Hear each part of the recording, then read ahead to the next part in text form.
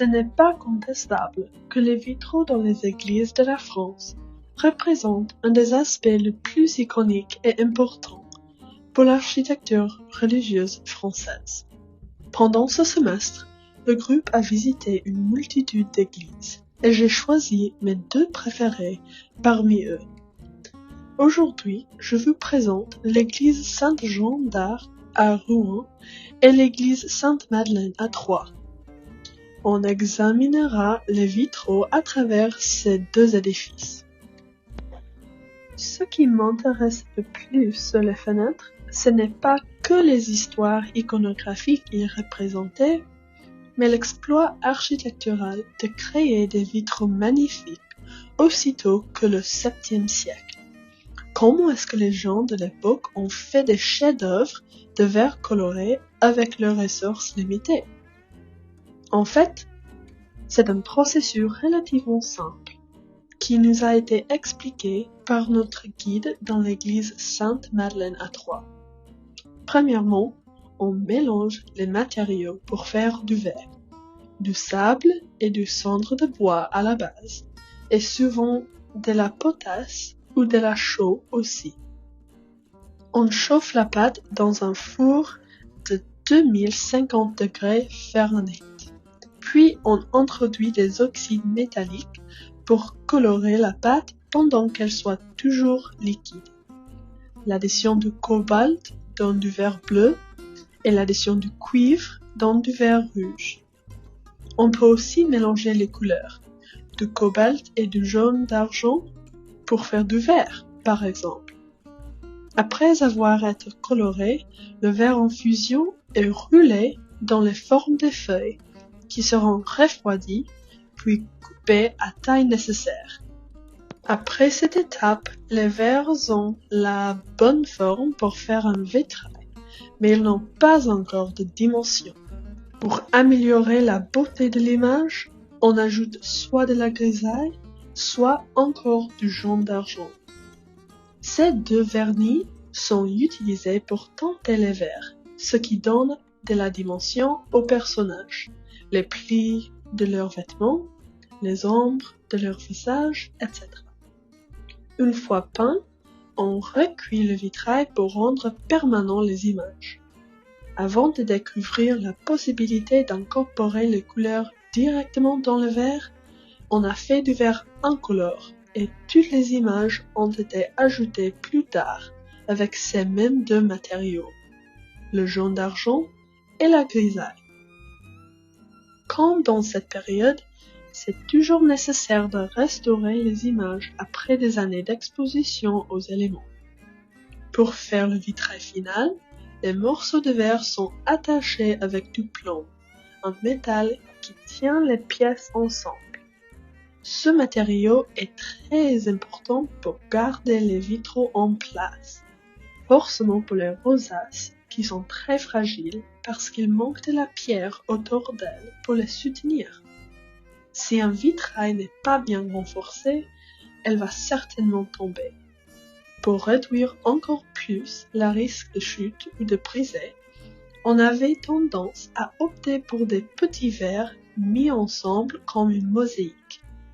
Selon comprendre l'architecture de Grégo, les vitraux composés de petits panneaux de verre colorés assemblés par des vergettes de plomb sont caractéristiques de la période gothique.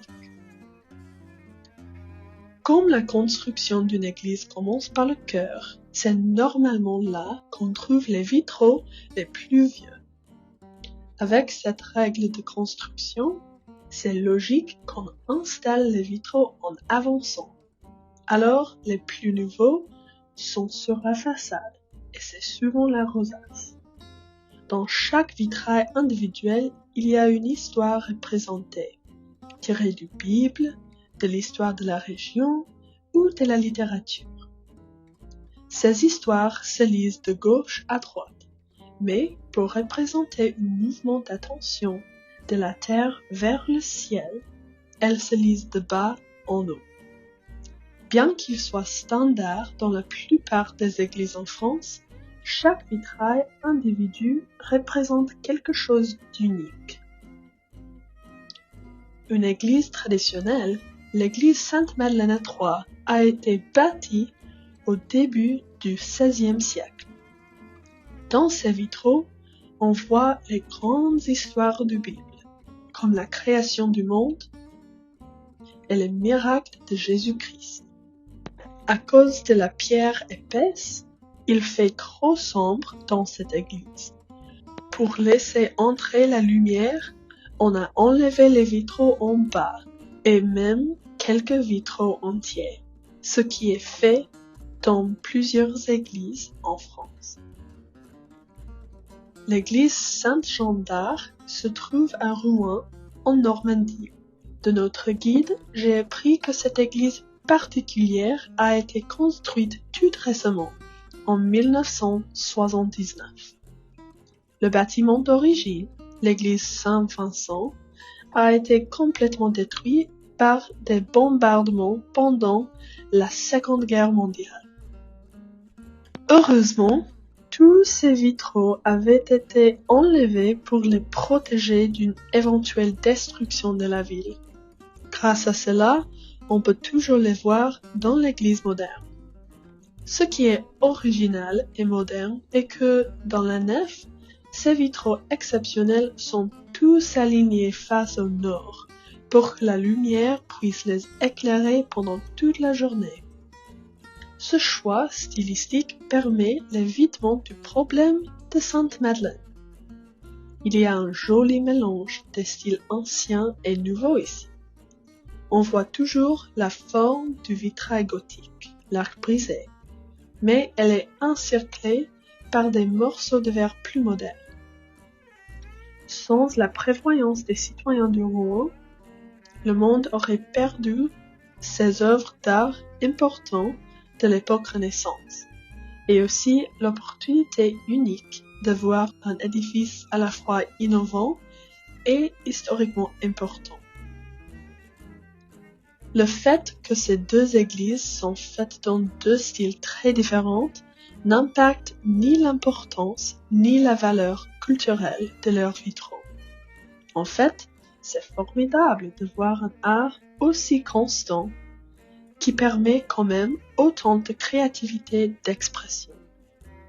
Les vitraux ne sont pas seulement jolis, ils sont faits soigneusement, avec une appréciation de l'histoire et de la culture qui devient de plus en plus rare au fil du temps. La prochaine fois que vous vous trouvez dans une cathédrale, demandez-vous ceci: que vois-je par la fenêtre?